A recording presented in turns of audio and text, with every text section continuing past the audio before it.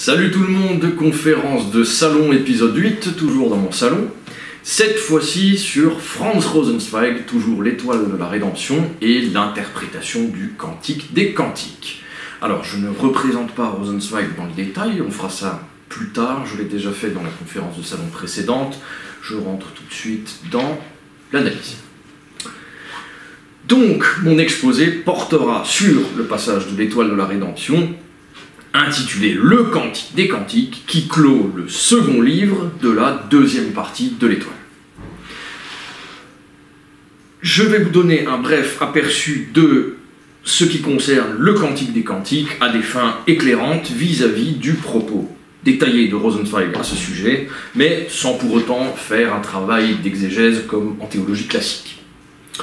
Le Cantique des Cantiques est inclus dans la Septante, ce qui fut un premier sujet à polémique en raison de son caractère très singulier. Les premières interprétations du texte tendent à le décrire comme un message d'amour visant à rapprocher Dieu de son peuple. En effet, il y est question d'amour, mais essentiellement entre un homme et une femme.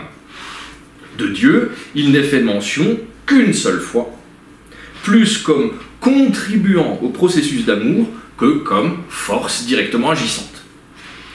Le contenu en lui-même a laissé plus d'un commentateur perplexe, car la sensualité y occupe une place bien plus prononcée que d'ordinaire.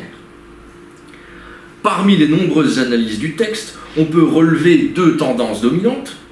La première se fonde sur la relation d'amour entre le Christ et l'Église de ses croyants, autour du rapport entre le Christ et l'âme humaine. Ceci est typique du Nouveau Testament, mais l'érotisme et la sensualité du rapport amoureux dans le Cantique des Cantiques semblent exceller celui du Christ à son Église. En ce qui concerne la pensée hébraïque et protestante, la sensualité amoureuse dans le Cantique est perçue comme un idéal entre époux qui n'a rien d'incompatible avec l'enseignement divin.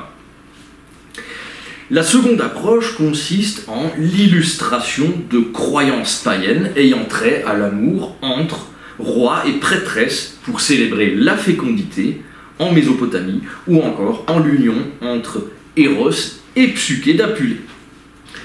La solitude est vaincue par des retrouvailles devant l'éternité et l'union de deux êtres. Il y avait donc d'une part union spirituelle entre âme et Christ, de l'autre, union humaine, incarnée, charnelle entre hommes et femmes. Si amour et souffrance y sont liés, dans le Cantique des Cantiques, la langueur des amants n'est pas à prendre sous un jour négatif. Il ne s'agit que d'une attente qui stimule la passion. La promesse de l'union apparaît comme une certitude au terme de l'attente. Ainsi, souffrance et amour croissent de concert. Si le livre de Job traite de la relation entre fidélité et souffrance, le Cantique des Cantiques expose le rapport entre fidélité et jouissance. L'amour est à la fois réalisation et dépassement de penchants qui lui sont contraires. Le Christ est soumis à la tentation dans le désert, Job endure une souffrance physique, morale et affective jusqu'à l'obtention de sa récompense en compensation, sous forme de compensation divine. Abraham, qui s'apprête à sacrifier son fils Isaac, le fait par amour de Dieu, amour difficilement traduit, et Abraham est tiraillé entre l'amour de sa chair et l'amour du divin. Pour Kierkegaard, Abraham est un chevalier de la foi qui croit en la promesse jusqu'à l'absurde, comme en atteste son œuvre Crainte et Tremblement. Il est possible de voir dans le Cantique des Cantiques un seul et même personnage incarné par Salomon et le berger aimé de l'héroïne, la Sulamite. Cependant, leur amour peut être pris au sens spirituel, union de l'âme à Dieu, ou au sens charnel, mais toutefois pur et aboutissant au mariage. D'après Franz Delitzsch, dans le System der biblischen Psychologie, l'amour véritable est le mieux représenté dans l'union l'union monogame de deux êtres fidèles, l'un à l'autre. Dès la Genèse, à travers l'exemple d'Adam et Ève, un homme et une femme, D'ailleurs, issu d'une côte du premier homme, le modèle de la famille chrétienne est posé. Certains y voient d'ailleurs les prémices des enseignements du Christ. La polygamie est rejetée, nous avons un homme et une femme sur le même mode que le Christ et l'Église. Mais si nous opérons à nouveau à la distinction entre Salomon et le berger aimé de la Sulamite, nous obtenons une alternative encore plus plausible qui plaide la cause de l'exaltation de la monogamie. La Sulamite refuse de s'abandonner à Salomon, qui lui fait miroiter ses richesses. Je cite ainsi le chapitre 8, verset 7 du Cantique dans la traduction seconde. « Les grandes eaux ne peuvent éteindre l'amour et les fleuves ne le submergeraient pas. Quand un homme offrirait tous les biens de sa maison contre l'amour, il ne s'attirerait que le mépris. » Fin de citation. Le berger serait en fait l'être aimé et Salomon le séducteur et conduit. Autre possibilité, les deux prétendants s'opposent en même temps, l'un aimant et aimé, l'autre juste aimant mais pas aimé. Il s'agit là donc, celui qui est aimant mais pas aimé, du roi Salomon. Le récit serait vu à travers les yeux de la Sulamite, tantôt dans son imagination, tantôt dans un retour au réel perçu. Son esprit est tourné vers l'homme qu'elle aime, qui est au loin. Son corps est prisonnier des appartements de Salomon. Ce modèle a été proposé en premier lieu par le théologien Jacobi et a trouvé par la suite de nombreux adeptes en France. C'est au terme de la tourmente de la Sulamite qu'apparaît son bien-aimé. Il ne provoque pas la délivrance, mais récompense la résistance et la foi en l'amour unique. Peut-être que cette arrivée subite n'est encore une fois qu'une allusion au spirituel, à l'union de l'âme au divin. Ça, libre à chacun pour l'interprétation. Enfin, le Cantique des Cantiques n'est pas une scène musicale ou une espèce de théâtre destiné à des mariés en noces, puisqu'elle est justement le rejet d'une union non souhaitée où l'amour n'est pas réciproque au début. Après cette clarification-là, concernant les débats traitant du cantique en règle générale, je vais maintenant vous exposer ce qu'en dit Rosenzweig et l'originalité de son propos sur l'amour.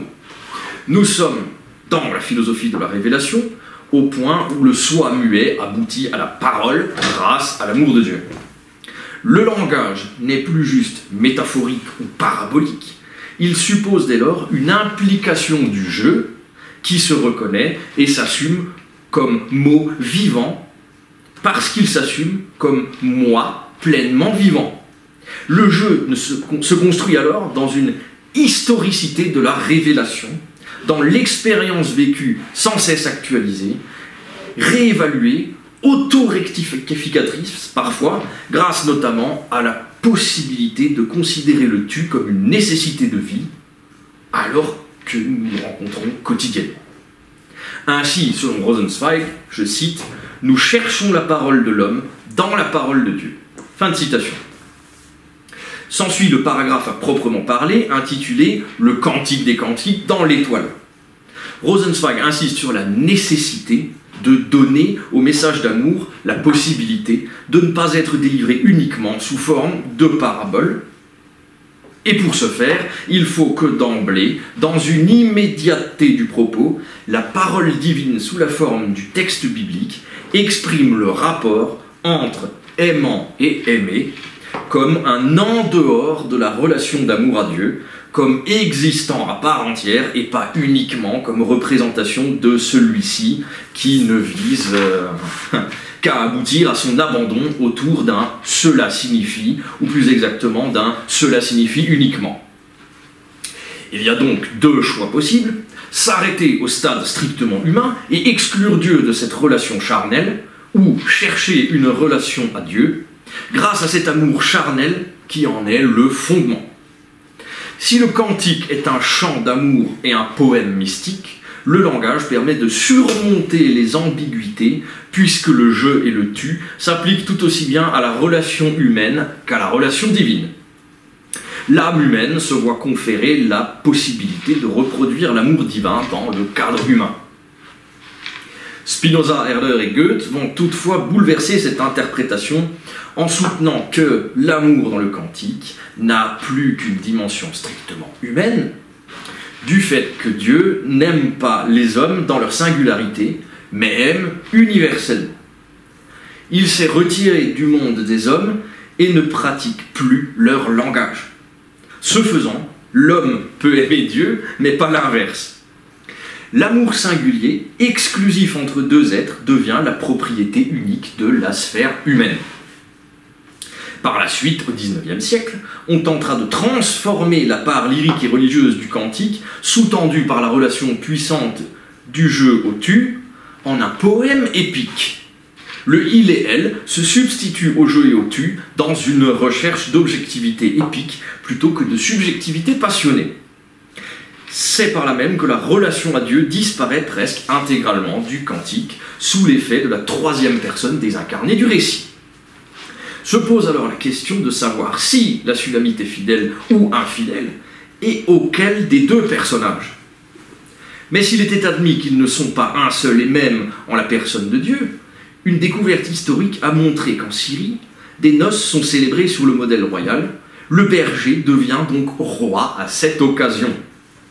Dès lors, la dimension dramatique disparaît, la Sulamite n'est plus la captive du roi, il y a un retour à ce que Rosenzweig appelle, je cite, « la solitude à deux, pleine de lyrisme, de l'amant et de l'aimé ». Fin de citation. Mais Rosenzweig souhaite dépasser ce stade, car selon lui, l'amour ne saurait être purement humain. L'amour a besoin de la parole pour devenir ce qu'il est réellement, quelque chose d'humain et de suprahumain, les deux à la fois, de sensible et de suprasensible. Et c'est dans le temps que s'inscrit le statut de l'amour, éphémère de par la condition humaine, et la définition même de l'instant, ou d'une succession d'instants seulement, devient éternel parce qu'il n'est passager qu'en apparence, par la force des choses, mais de cette propriété découle son éternité ou sa possible éternité, s'il se veut, dans la vérité.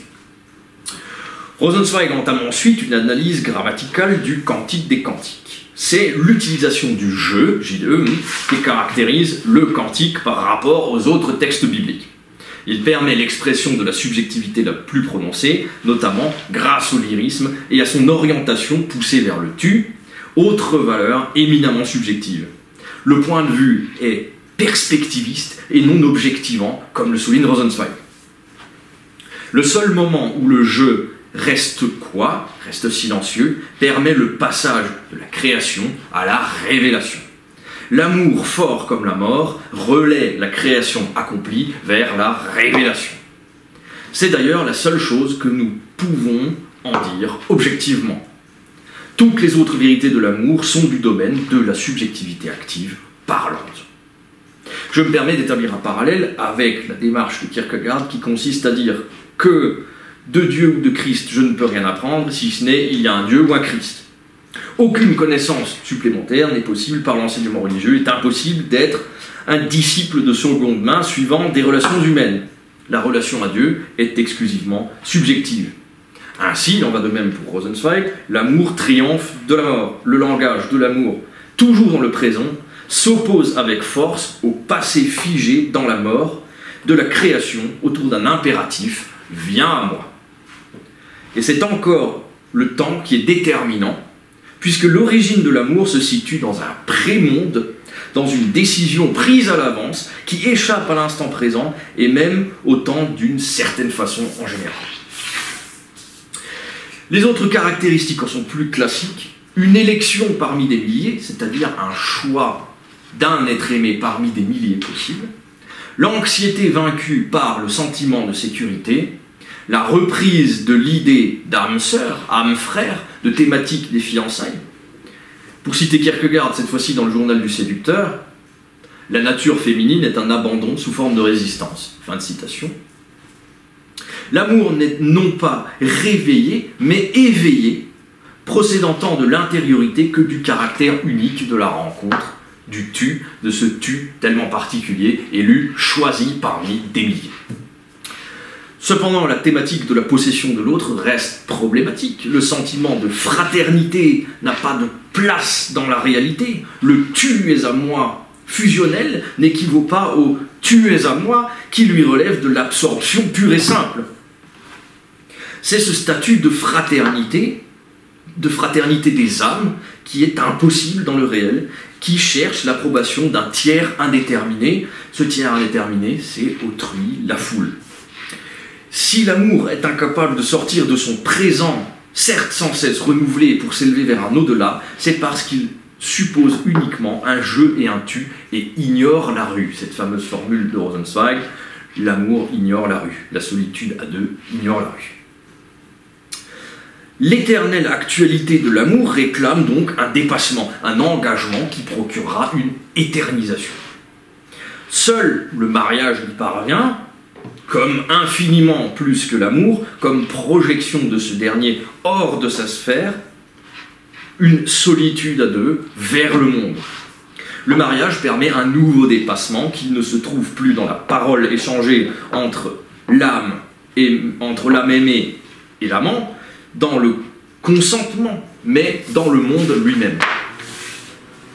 De fait, sortir de la sphère égoïste de l'amour redonne une indépendance du soi propre, qui, bien que se sachant aimer, s'élève dans le monde pour parvenir à aimer éternellement.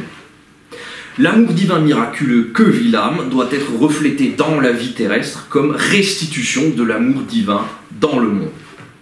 Au final, l'amour divin permet l'amour d'un individu choisi qui aboutit à un amour éternel, tourné vers un ensemble plus large, amour divin du croyant et dans le monde, en plus d'un avènement du jeu porté à son point culminant par l'amour. Rosenzweig conclut d'ailleurs en écrivant « Comme il t'aime, aime-toi aussi ». Je vous remercie.